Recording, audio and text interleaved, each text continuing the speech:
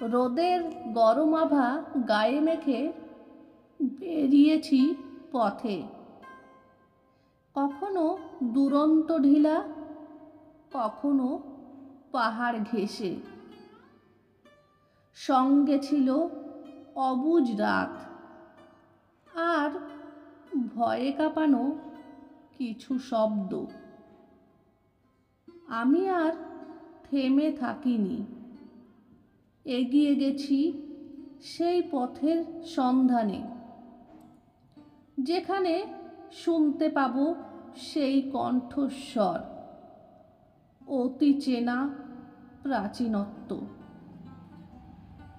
কখনো কেঁপেছে বুক, কখনো ঢেকেছি চোখের পাতা।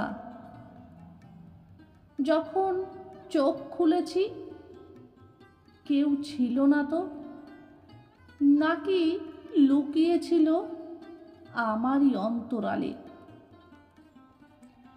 একটা ভয়, একটা শঙ্কা জেগেছিল মনে। যখন পেছন ফিরে দেখি, ঘন অন্ধকারের প্রতিচ্ছায়া আমাকে ঘিরতে চাইছিল। আর কখনো ফিরে দেখিনি।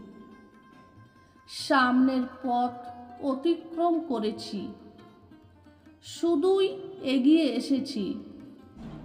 আজ আমি সেই চেনা পথে দাঁড়িয়ে, বরণ করে নিচ্ছে এই শীতল বায়ু অলংকারের রূপসজ্জায়। কিরণ আমাকে জাগতে রয়েছে।